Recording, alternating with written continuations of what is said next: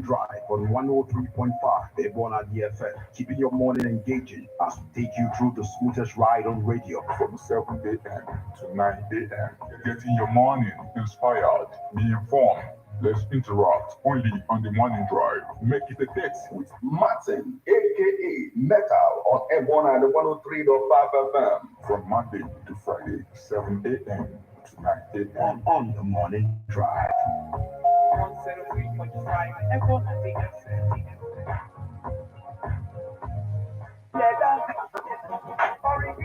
Ima, the father carry Fernand. Nebona the FM 103.5. We own the society.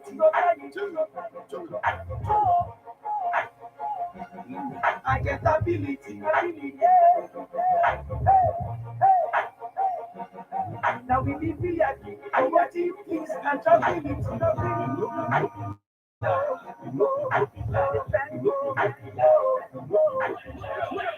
It's the morning drive on 103.5 Ebola DFM. We blend culture and entertainment.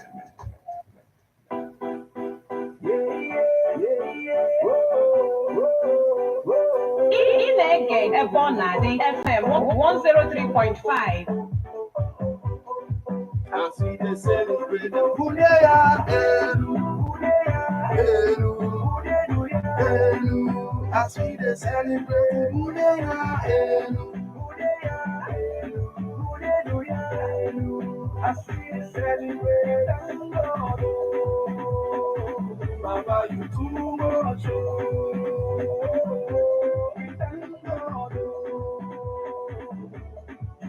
much. The way we spend this morning, no, they hear me. I got so many people waiting to hear me. Back in the days, nobody said me. Now they got me near me, cause they want to see me. Thank God it's Friday, and I go rock them like Friday. Whoa, I'm so excited. So everybody should stay as we celebrate Buneya Elu, as we celebrate Buneya Elu, as we celebrate.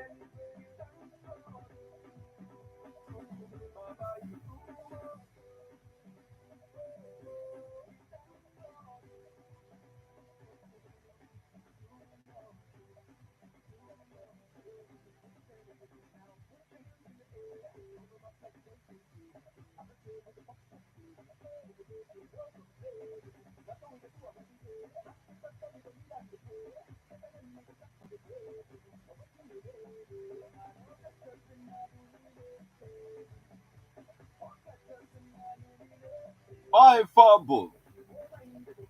Okachasị mmadụ niile enu. That's why I eji wee na-egbuchagodo this morning na-asị Papa Chochoyi. Yotago na ọbụla obele for this morning.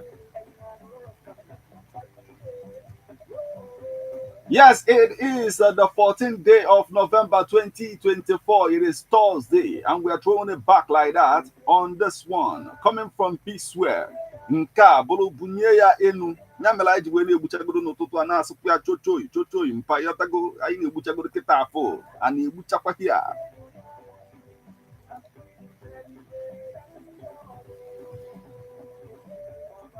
This song will show you that, even the work of God must be infused into the secular world because God owns all, the whole world.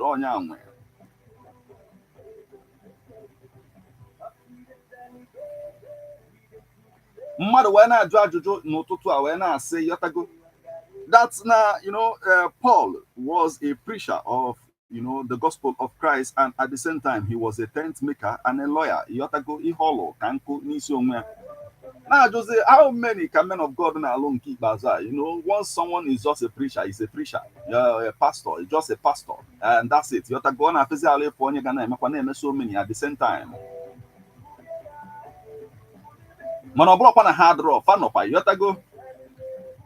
have a lot of things to talk about on this particular edition of Birthday Splash Nebona at the 103.5 FM. This is how we're balling. Yes, the Most High, King of Kings and Lord of Lords, they go do too much for making it possible for us to see this beautiful day. Metal. We are in the building now.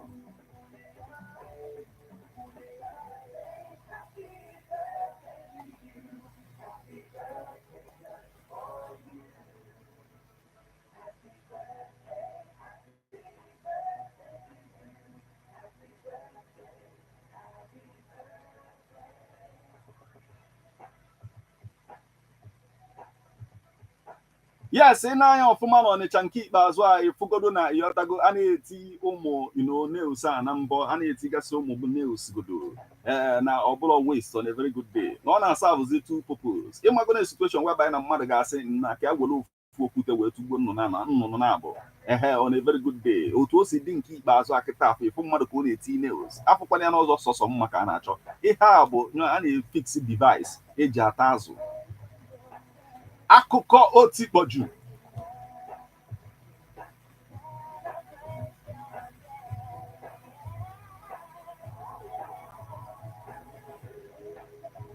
so nke ikpeazụ a afụgodo ebe nwaanyị tiri nes na mbụ na asị nes ga makakwa ka ebe ije wee mee asị na ya osikwala ike ọfụma petikwa supagru ọfụma nna azụ nke ahụ ata na ya sị ọ dịkwa ọkụ a lot of things to talk about. O nwere nwaanyị na-akụsu na-eme mkpọtụ na-akụsu na Amerịka otu ọ dị ọ na nwaanyị amanchi nwe obodo a ka eji ife befe a na-ajụ a lot of things mana onye nke savụla asavụ under Joe Biden bụ the president of America right about kịta afọ nwa ebe ọ nọ na-eme selense yotago ewe jụbụ ya ajụjụ yotago si akedu ife ị na-alụ na this administration before ọza ofu onye mepe ọnụ si mfat ka aza on her behalf na ihe ya fil ọ na-alụ na this administration bụ ị na-akpọte this man n'ụla maka onye na-esi na-adagasị ada na steji otu o si ada on a very good day nọ ngenwa ga na-akpọte ya n'ụla and na ihe ọ na-agwa nkịta ụlọ iji nọ iti hey listen watch ya na war is going on in Israel, in Ukraine, in so many places.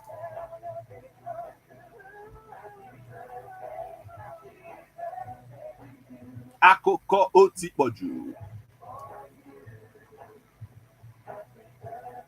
In a country like ours, that time I complain about depression. Because na depression is real. Now a lot of people affect at the end of the day. But the truth is that in Nigeria, you cannot afford to be depressed. You can change your whole life the way is beer by just trusting in the Most High King of Kings and Lord of Lords. And depression, yes, because so many people now complain about depression. The current president-elect of America, Donald Trump, when I suggest telling them, if he get mobile na depression, your matter.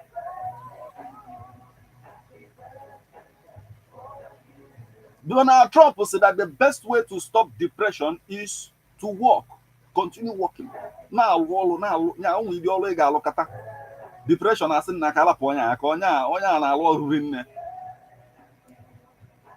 so in other words, Donald Trump na call that depression will a lazy man's sickness. Nobody look about all the time back here and one time when you come depression. A lot of things to talk about this morning. Well, we have a lot of people to celebrate as well. As you know that this party right here is your party. All you have to do to celebrate the people around you, you get involved. Send SMS or WhatsApp messages on 08065796599.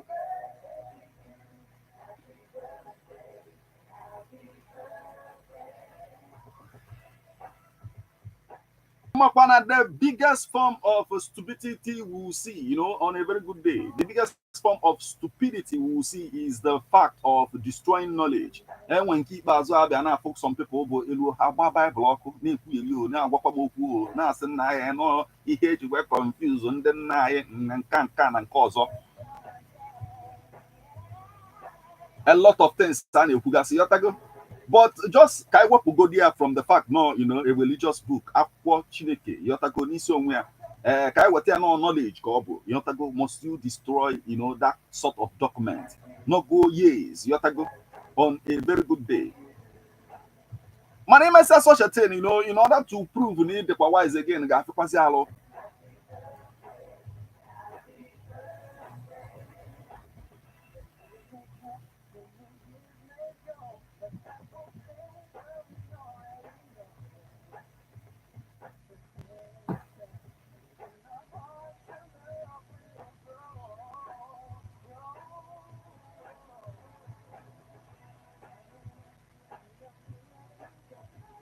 and based on the fact that likes attract likeness, or ihe bokega attract kwanisi onwege.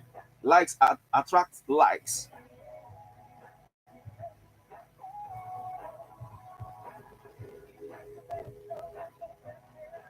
Onya melo, a sister bụ a giver. Yotago ọ na-enyelu mmadụ aka rinne, and the family afuko onye asị bụla a giver. Onye ewute fa yotago. Fa wekpo ya na akụ wee sị you are a giver. Everybody know a giver cable. But make sure you don't fall in love with a taker. Because a taker has no limit. Yotago. Or ya continue na take. Ofukwara na ị na-give, ọ na-afụ gị na igbu mugu. All the time ọ na-abịa. Obia again or call another Uguruga, or will send today, each other again, copy another one. Or not just because none are lack, not just because no for on your feet like no a victim I take advantage of. Just because no one is moving they give things to people.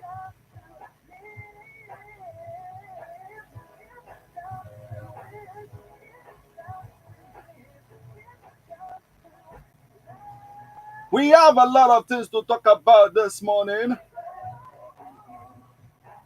But we'll start off with celebration because now we're going to I get celebrate to go to no total course. I go to Kitafo.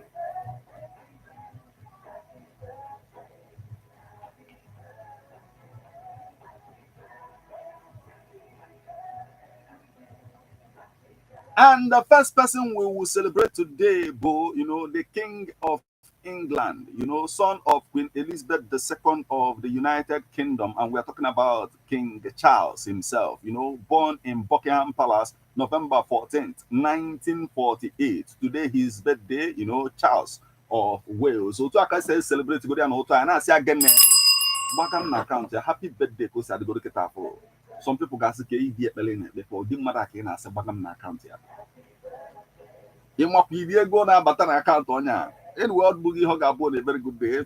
It is happening right about now.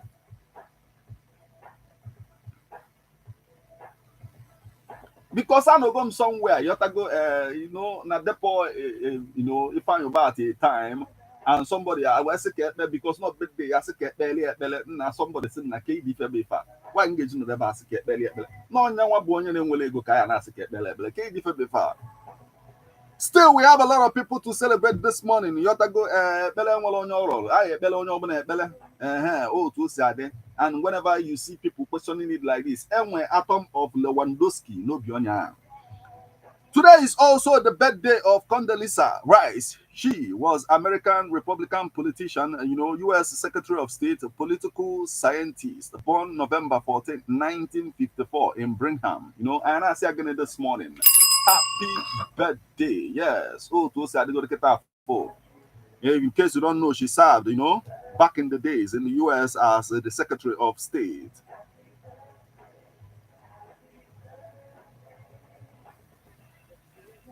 Today is also the birthday of Josh Duhamel, American actor and former fashion model, born November 14, 1972 in Minot. And I say again, Ketafo.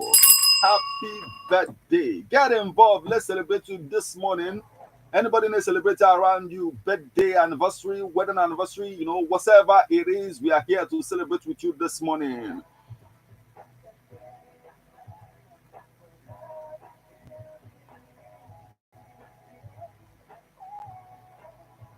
My name and all the splash of joy, splash of happiness, splash of gaining. Bagam na account of mother this morning. You put your soul to how they go to go give.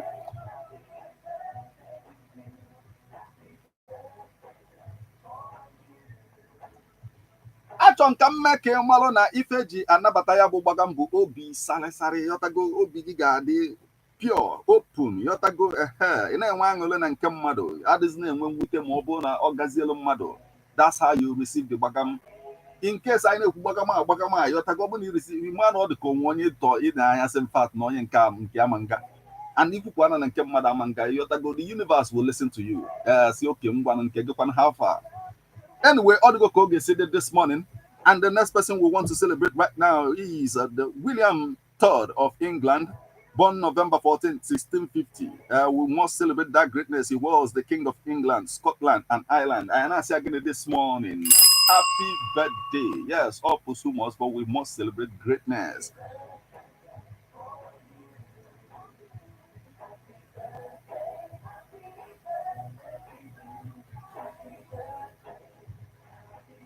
Today is also the birthday of a great man, a Greek pianist, keyboardist, composer, and music producer. You know, he made one of the most famous, jazz music known to man, and he goes by the name Yanni. Yanni. Today is his birthday. He was born November 14, 1954, in Kalamata, Yota Gobolo Belefe. So we celebrate him this morning, and I say again, happy birthday. It is what it is.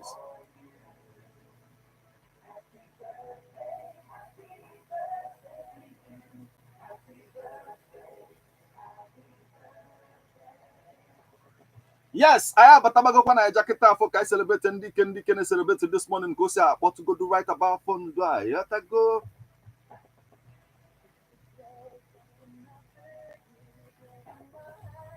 Manakana but nwoke yatago nwunye we je for doctor, gynecologist, and at the end of the day, iyo ji we solo nwunye we je be dia bụ na o si nwunye ahotala mi fi na eje no no ogwu eme.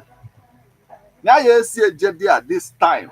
Where the gynecologist cholo he diagnosed the woman, to know exactly what is going on and all of that. He began to make some moves, began to say no and all of that. And in some of the places, eventually you have to go now this woman to examine and all of that. The man educated the doctor. I said, don't worry, you will walk through me. If I need the bomb, just now, Jumel said, what do you need to see? Akoko Otipoju.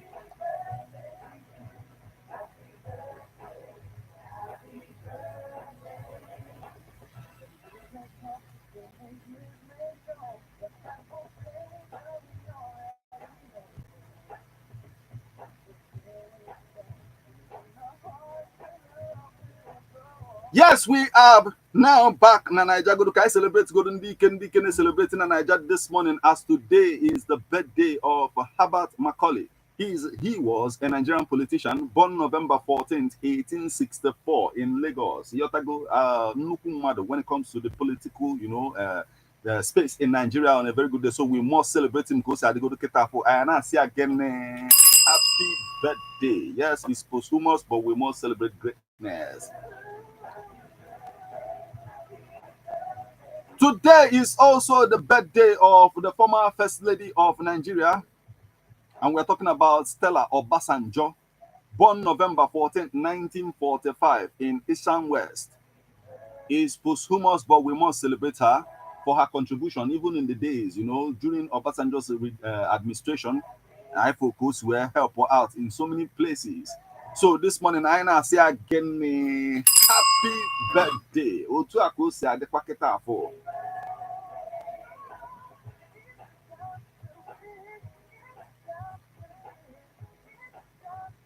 Today is also the birthday of a Nigerian politician known as Dimeji Bankole. Born November 14, 1969 in Abeokuta. And I say again, happy birthday.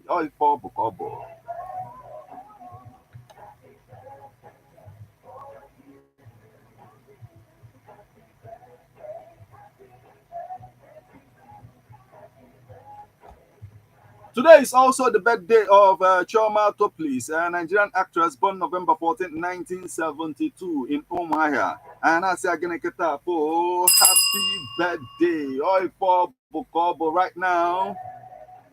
But we must proceed.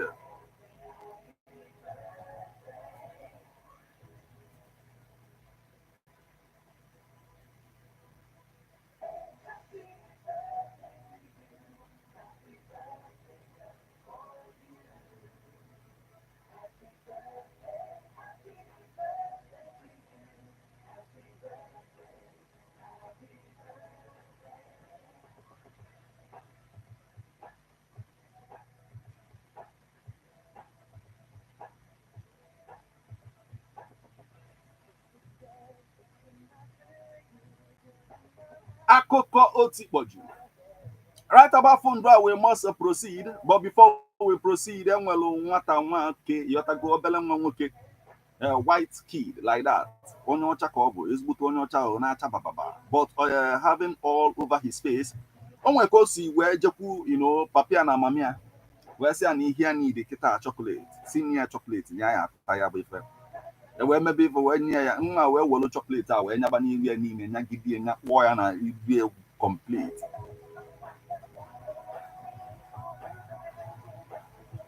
So, mamia, where say, Mama, I am black, mamia, kwayola. See, what is wrong with you? Why must you make such a statement? Get this me defy choka asking me the Igbo racist.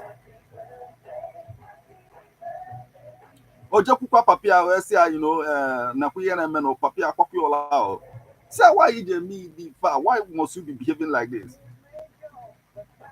So on na chiataze to mamia wesia kedi fe motani fe megeketa ebe kutem kwa gola ide ku papa kwachapalo gola on a very good day kedi fe mota or in fact ni hia motani fa ni ajo bolo a black person for 5 minutes so no chani ne we na treat you bad. No, in fact black people na gabiga a lot of things to talk about, but right about phone we must proceed to give you what you need, satisfaction nke de godumbada guarantee. Let's get ready to rumble. Akoko Otikpoju. Now the splash of joy, splash of happiness, splash of getting bagam na account of mother this morning. We have a lot of things to talk about as at this morning. If Pastor Adeboye, the General Overseer of Redeemed Christian Church of God in Eku, and all them Nigerians because even in the course of our discussion on this program, on subsequent on previous editions, we've talked about this, and we must talk about them even in subsequent ones because it is an evolving topic, and we must continue to talk about it because not Western Nigerians, because not only make a lot of things. We are talking about the hardship or what we are going through this morning as a people. So, Pastor Adeboye, when you put that now, oil cabals don't want Dangote refinery to work. Oh, here, Pastor Adeboye.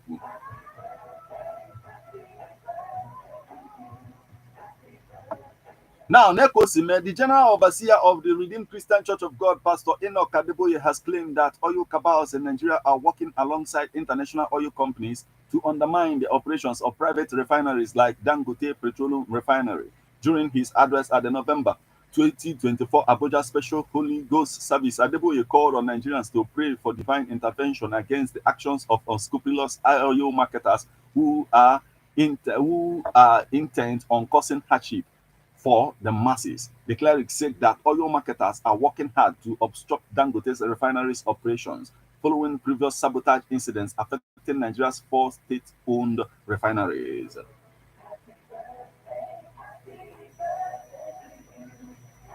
Yes, Emanafaga go back and forth. You have to go Dangote and the oil marketers at the end of the day. You go back and forth. I say, like oil marketers are now kawana, na Dangote na money a gallon ring, where ibute outside and all of that. But at the end of the day, in essence, if yes, nezoku no one case abaya bunwekemba. Most especially even other modular refineries as well, not just Dangote. You have to go and you have to go and about black people, what they go through at the end of the day. Sometimes so anyone even I inflict those pain on ourselves with twice a treaty. Those things that belongs to us, what we must protect in order to safeguard ourselves as a people without understanding it. Just because now maybe ego gapelaka and all of that, we are willing to do anything to hurt ourselves.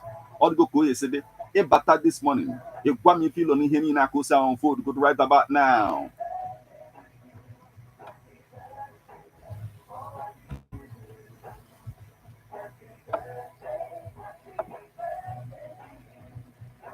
Yes, akụkọ ọzọ anyị ji wee mabata n'ụtụtụ a wee bụrụ akụkọ ife mee na Delta steeti ọ nwoke kwuru okwu na social media and since ndị mmadụ ekwelela pụta ama na aka wee na-ajụ nwaanyị ji kwuo ide okwu a, most especially ụmụ nwaanyị na-achụgharị ya since ya si come here, why must you be talking in that manner?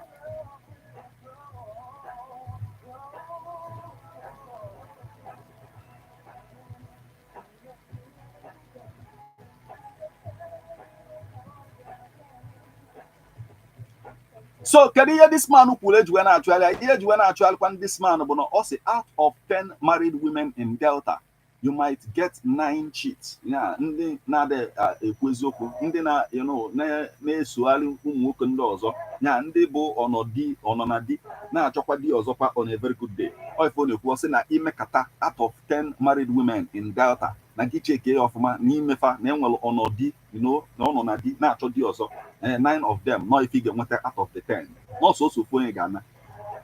Anyway, all the go see because no na-ekwu ya be fair yotago a lot of people say why must you after the man or say na afia bụ okay ji nwa we na akọwa ife niile or say that infidelity rate among women in Delta State is extremely high. Or you in a Facebook post he claimed that 8 out of 10 married women in Anambra cheats on their wives. Okay, he said in that Facebook post, he claimed that 8 out of 10 married men in Anambra cheats on their wives, while 9 out of 10 married women in Delta also cheats. In Anambra State currently, out of 10 married men, there is every tendency you will get 8 cheats. In Delta, out of 10 married women, you might get 9 cheats. Watch out. Now, guilty ones fit rant pass under the post. O kwusịrị asị na ndị niile ga na ama ihe a na-ekwukịta na a ga-achụgharị ya yọtakụ and gị na nene na nọ ndị niile a na-eme ibe ife a ga-achụgharị ya and at the end of the day ọ tela aka ndị a bido chụgharị bịa ahụ.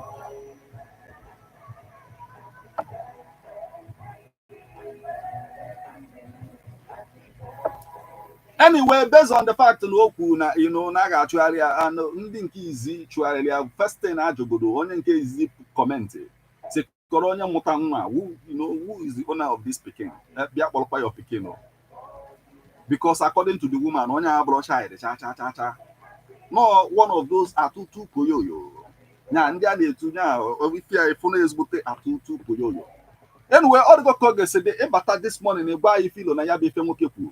Or two Supia Kosede. Also, amongst married men in Anambra State now 8 out of 10.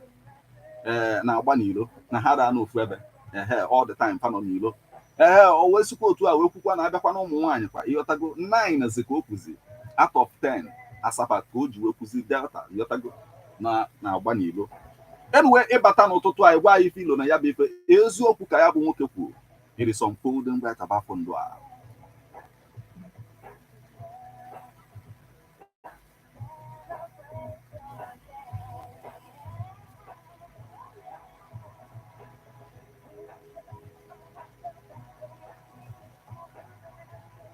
Yes, in Manaketa for science discovered that the outer space, both the Earth, or why the other planets, were just 5% of the entire universe.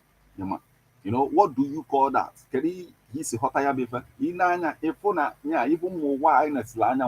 everything with the outer space, with planets Mars, at the end of the day, not just 5% of the universe. So this is to remind us that there is someone who made these things possible. The creator of the universe, Yahweh himself. We must fear him, praise him and reverence him. And well option also. On a very good day. You can't take that away from him. It is unfolding right about Ketafo, Akoko Otipoju.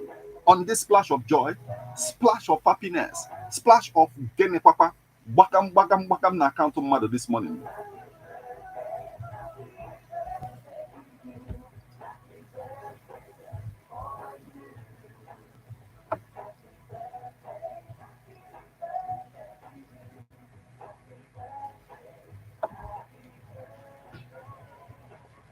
Akụkọ ọzọ anyị ji wee mabata n'ụtụtụ a wee bụrụ na ndị na-atụ akwụkwọ enwezi iru fa na-atụ from all angle ọgbasarafa mana ejidefe ọgbasafa kịta afọ enwe onye nwefe kedu ife ọ tụrụ n'akwụkwọ o claim na ọnyanwa bụ EFCC chairman, that is EFCC akwesịghị na-achụgharị ya for ịtụ akwụkwọ for ị na-emegasị nrụrụ aka ka ọ jezi na-eklem nọ ife ọ bụ.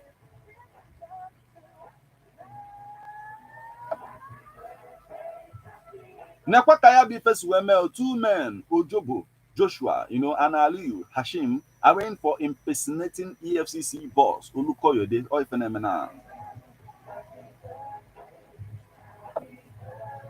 Nekaya Bifesime, the Economic and Financial Crimes Commission, EFCC, has arraigned two members of an alleged syndicate, Ojobo Joshua and Aliyu Hashim, for impersonating and attempting to blackmail the executive chairman of the EFCC, Ola Olukoyede. They were arraigned on Wednesday, November 13, 2024, before Justice Jude Onwu Ebuzie of the Federal Capital Territory FC High Court sitting in Apo, Abuja. Before we continue, I just want to, observe something very important. Even in your language, you make afa mean if it makes sense. Sometimes you say if afa mean, in other language. Negoda Fonya, Apia Bo Ojobo Joshua on a very good day. And this man went up Ojobo. Anyway, Odigo Ko said this morning, the suspects allegedly contacted Mohammed Bello Koko, former managing director of Nigerian Post Authority (NPA), claiming to have access to a phony investigation involving him by the EFCC. Okay, now for Alice Bao. By to akwụkwọ now. Ka mmadụ na form ya bụ EFCC ka o wee jide onye ọzọ wee nali ego. Now they demanded $1 million, promising that Olukoyede would ensure a soft landing for them. They also threatened him with arrest and prosecution should he fail, to play along with them. Okay, now for onwezi father atụ n'akwụkwọ. Now, the EFCC filed a 4-count charge against the Jew for impersonation and attempted fraud. That you, Ojobo Joshua, aka PA to Chairman EFCC, Honorable PA Onisionwe, then Aliyu Hashim on about September 28, 2024 in Abuja within the jurisdiction of this honorable court with intent to defraud, attempted to obtain the sum of 700,000 US dollars by false pretense from Mohammed Bello Koko. You falsely represented him that there was, a pending EFCC petition against him. I think if a melon there now, Fafili like okay, Katwa in this form, you have to go how well one fan have in Nigeria, no one on your kia diocha, no one you got no kuna EFCC naturally or Tobago Zubo or settle on a very good day. So without knowing that on your fan, it will be your job on a very good day, Akia diocha. So no petition against you and all of that. Or because go on informal anybody anywhere or Chobapa, the authorities can call off what do you mean by Nyangalo, something to answer. So the man with ego. Jebeni seemingly on a very good day. Maybe the investigation was up and the mega now. Anyway, I'll go call the this morning, but I feel only here in a course for go to right about now.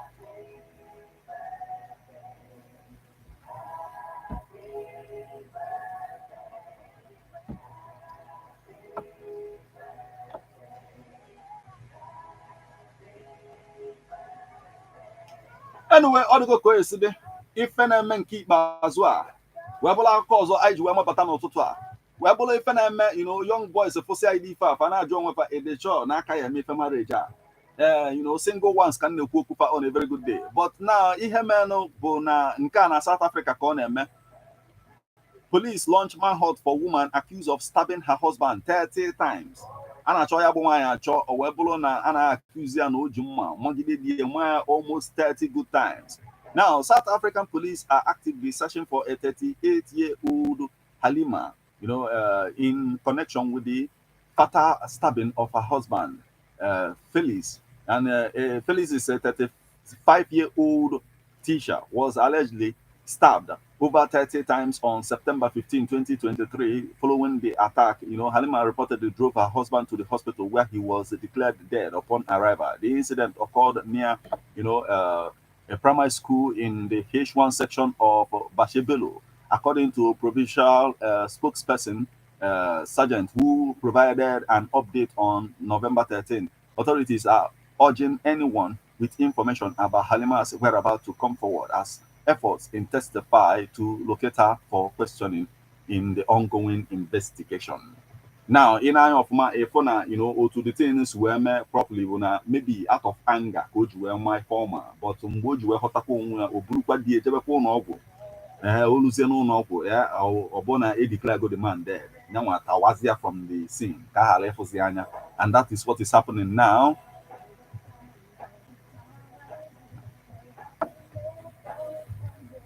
mana ka ife ga-emegidezi nwaanyị ọmabadie mma ọmagidie mma for 30 magidie magbue ka iwebụzi nke a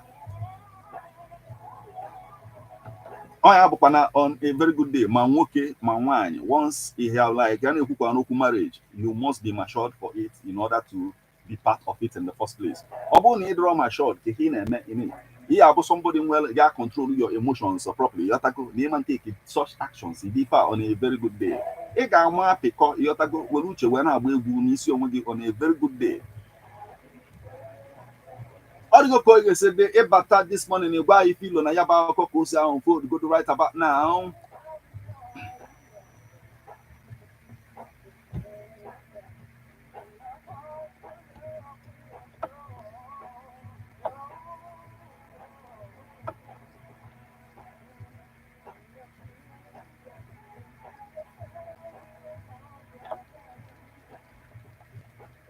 Akụkọ ọzọ anyị ji wee mabata n'ụtụtụ a yotago na the splash of joy, splash of happiness, splash of gịnị gbagam na akaụntụ mmadụ. Ọ wee bụrụ akụkọ gbasara pinọpinọ yotago nwe pinọpinọ pụta na soshal midia na-egosigodo onwe ya onye ọbụla kwetara ya na pinọpinọ ikwugodo n'ọkụ ịmụ ife alụ on a very good day.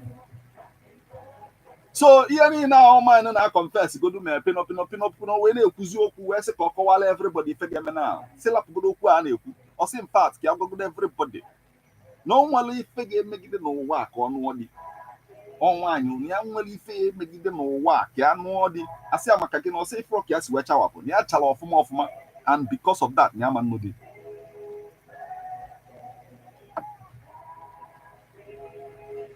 Mwa na suspect na ihe mere o ji ekwu ide okwu ahụ na enwere some boys na-agbado ife a na-agwa ya nne n'otu ihe dị kịta na ịdị mma itigodo na showcase on a very good day nọ na showcase ị ga-anọgodo ka onye ọbụla na-ewu egodo mma ga and ọnya kọs ife niile a now ka ihe niile asụ wee bido she said I won't marry, I am too beautiful. Skitmaker Phoebe bụ ihe na-ekwu ya bụ ife o.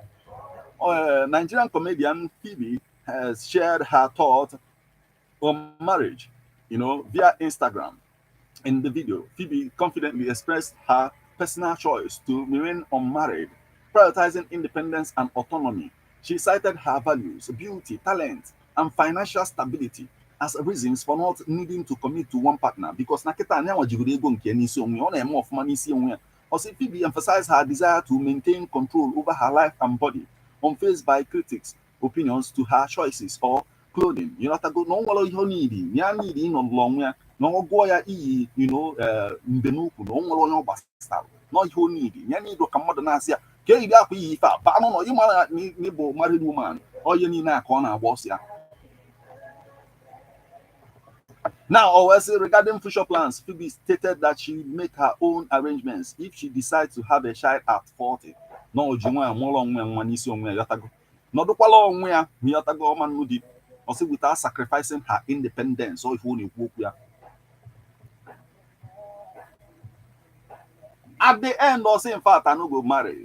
I too fine, not horrible. You have to go, oh, showcase, I go to sit easy and a showcase. Go on and away, go to man, or belly fat. Now, go to see Yabefa, and well, a lot of people comment. Now, it's no to a see where come. The beautiful ones are not yet born. In a feeling, mamma, a kaya from the mamma, Yatago, Masana. Now, Ofoya, this one feels she's too beautiful, so which means she can't be loyal to any man because her brain don't tell her say she is very okay to stay without a man. But let me ask you. Also, can you survive without a man? Like, no be man pay your bills in the first place. And now you they pay all the bills, even with Egoni Niji. Are you trying to tell me na your bills? In one way or the other? Or if all Julia. Anyway, but this morning until I on go to go to right about Ketafo, na bet this splash never on the 103 or 5 FM. We have gotten to that spot where you get involved, but engage you for our West Achizeki when we get where but now. Why you feel on Henny now?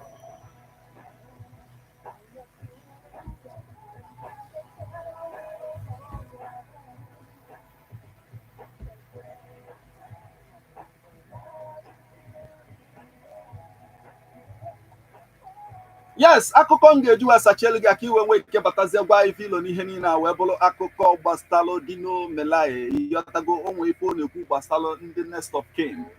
Ịma Next of Kin ije na bankị yọtago anyị agwa gị depụta afa Next of Kin dee yọtago ka ha mara onye fa ya ajụ ese onwe ka o si wee dee.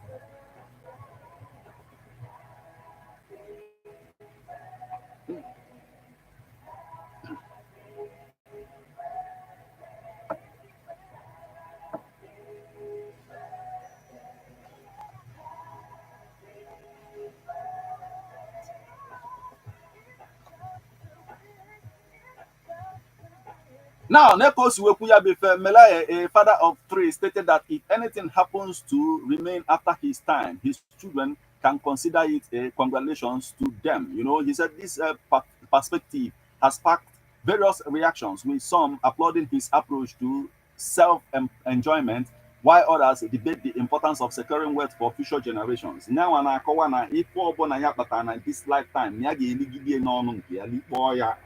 Onye ọbụla ji agba mbọ n'isi ọnwụ ya.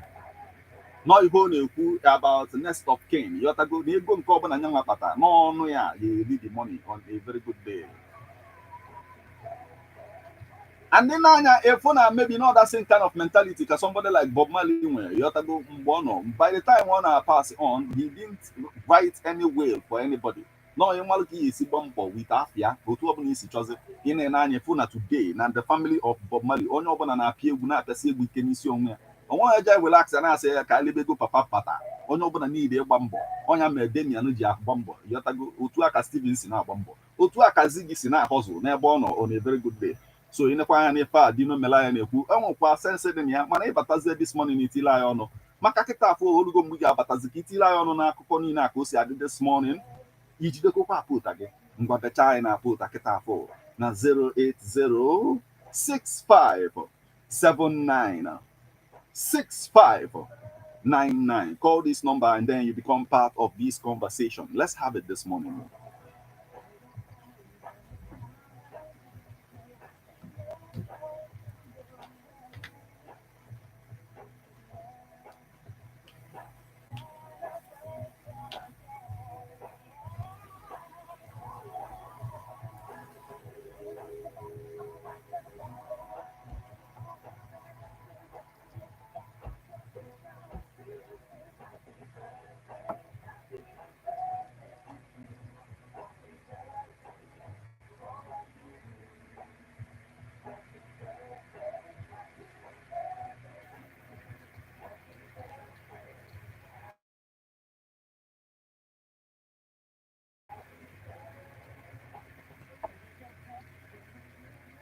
Yes, akụkọ ọzọ anyị ji wee mabatakwa n'ụtụtụ a wee bụrụ akụkọ gbasara egwu man anọ na-agwụ ya na-asị ya na kamera n'ọkwa anyanwa win election yọtago na America ka o si adị nke ikpeazụ a. Just keep these calls coming. We need to hear from you right about now. Yes, someone then about mana network nwe ka o si